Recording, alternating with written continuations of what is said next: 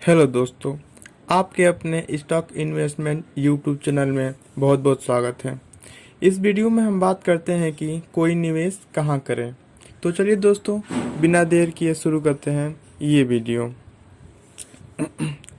अक्सर हमारे मन में ये सवाल आता है कि निवेश कहाँ करना चाहिए और किस तरह के रिटर्न की उम्मीद करनी चाहिए। निवेश करने से पहले आपको चुनना होता है एसेट क्लास जो आपके रिस्क लेने की क्षमता से मेल खाता हो। रिटर्न और रिस्क के हिसाब से निवेश को अलग अलग कैटेगरी या श्रेणी में बांटा जाता है। इन श्रेणियों को अंग्रेजी में एसेट क्लास कहते हैं। कुछ जाने माने एसेट क्लास के नाम नीचे दिए गए हैं। पहला, फिक्स इनकम इंस्ट्रूमेंट। दूसरा, इक्विटी। तीसरा, रियल इस्टेट। चौथा, कमोडिटी। अब आइए इसको फिक्स इनकम इंस्ट्रूमेंट को अच्छी तरह से जानते हैं। निवेश के इस विकल्प में जो मूलधन यानी प्रिंसिपल अमाउंट होता है वो सुरक्षित रहता है। इस निवेश पर रिटर्न आपको ब्याज के तौर पर मिलता है।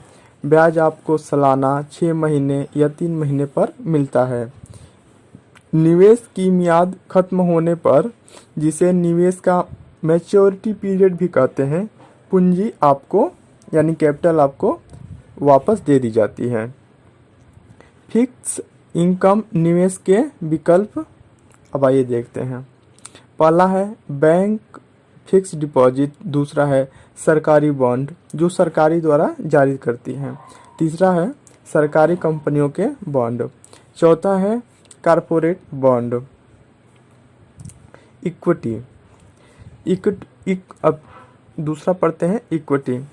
इक्विटी में निवेश का मतलब है कि शेयर बाजार में लिस्ट कंपनियों के शेयर खरीदना। शेयर की ट्रेडिंग या खरीद बिक्री दोनों स्टॉक एक्सचेंज यानी पहला है बॉम्बे स्टॉक एक्सचेंज, दूसरा नेशनल स्टॉक एक्सचेंज पर होती है। जब आप इक्विटी में निवेश करते हैं तो पूंजी या कैपिटल की गारंटी तो नहीं होती, लेकिन इक्विटी में जो रिटर्न मिलता है वो काफ़ी आकर्षक होता है। भारतीय शेयर बाजार पिछले वर्ष 15 साल में 14 से 15% CGR यानी कंपाउंड एनुअल ग्रोथ रेट के आसपास रहा है। कई जानी मानी भरोसेमंद कंपनियों ने लंबे वक्त में 20% CGR तक की कमाई करवाई है, लेकिन ऐसी कंपनियां ढूंढने के लिए कुशलता, मेहनत और सब्र की सख्त ज़रूरत होती है। अगर आप इक्विटी में निवेश 1 साल से ज़्यादा अवधि के लिए करते हैं तो निवेश से निकलने पर 1 लाख रुपए तक का मुनाफा टैक्स फ्री रहता है। 1 लाख के ऊपर की कमाई पर 10% टैक्स लगता है। 1 अप्रैल 2018 से पहले ये कमाई पूरी तरह से टैक्स फ्री थी, लेकिन अभी ये टैक्स बाकी एसेट क्लास के मुकाबले कम है। अब आते हैं तीसरा, रियल इस्टेट। रियल इस्टेट के तहत आप निवेश मकान, दुकान या ज़मीन में करते हैं। इस निवेश में 2 तरह की कमाई हो सकती है। एक कमाई रेंट या किराए के रूप में हो सकती है, दूसरी कमाई प्रॉपर्टी की कीमत में बढ़ोतरी होती है।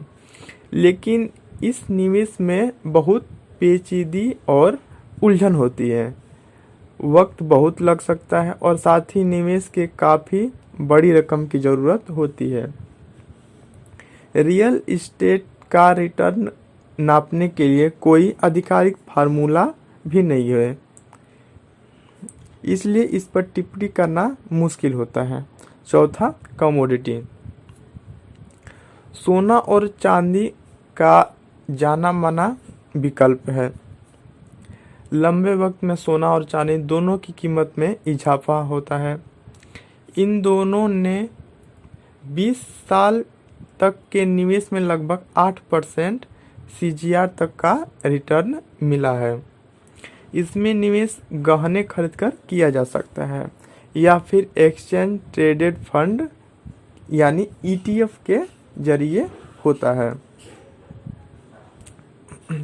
अगर 20 साल के लिए कोई फिक्स इनकम इक्विटी और कमोडिटी में निवेश करता है तो कितनी रकम जुड़ेगी, अब ये हम जान लेते हैं।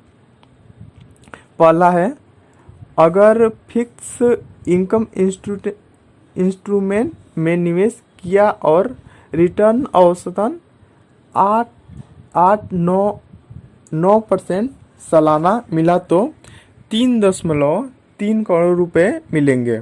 दूसरा है, इक्विटी में अगर 20 साल तक के लिए निवेश किया और रिटर्न औसतन 15% सालाना हुआ तो 5.4 करोड़ रुपए मिलेंगे। और कमोडिटी यानी सोने चांदी में निवेश में रिटर्न 8% सालाना का मान कर चले तो 3.9 करोड़ रुपए मिलेंगे। यानी साफ है कि इक्विटी में निवेश सबसे बढ़िया रिटर्न देता है, खासकर तब जब आप लंबे समय के लिए निवेश करते हैं। निवेश से कुछ ज़रूरी बातें। जब निवेश करते हैं तो ध्यान रखना ज़रूरी होता है कि सारा निवेश एक ही एसेट क्लास में ना हो। ये बहुत ज़रूरी होता है दोस्तों। निवेश को अलग अलग एसेट क्लास में बांटना बहुत ज़रूरी है और इस प्रक्रिया को एसेट एलोकेशन कहते हैं। उदाहरण के लिए 23 से 25 साल की उम्र वाले युवा प्रोफेशनल ज़्यादा रिस्क ले सकते हैं क्योंकि उनकी उम्र कम है और निवेश के लिए ज़्यादा वक्त है। ऐसे में उन्हें कुल निवेश का लगभग 70% इक्विटी में लगाना चाहिए, 20% कमोडिटी में और बाकी फिक्स इनकम में निवेश करना चाहिए। इसी तरह जो निवेशक रिटायर हो चुके हैं, कायदे से उसके कुल निवेश का 80% फिक्स इनकम इंस्ट्रूमेंट में, 10% इक्विटी में और 10% कमोडिटी में होना चाहिए। ये जो रेशियो है कि किस एसेट क्लास में कितना एसेट निवेश होना चाहिए, वो निवेशक के रिस्क लेने की क्षमता पर निर्भर करता है। आशा करता हूँ कि ये वीडियो आपको पसंद आया होगा। अगर पसंद आया है तो इस वीडियो को लाइक, कमेंट और शेयर करना ना भूलें। ऐसे ही वीडियो के लिए इस चैनल को सब्सक्राइब करके बेल आइकन का घंटा जरूर प्रेस करें, जिससे हमारी हर वीडियो की नोटिफिकेशन आप तक पहुंचती रहे। तो चलिए दोस्तों, आज का वीडियो यहीं पर समाप्त करते हैं। तब तक के लिए जय हिंद दोस्तों।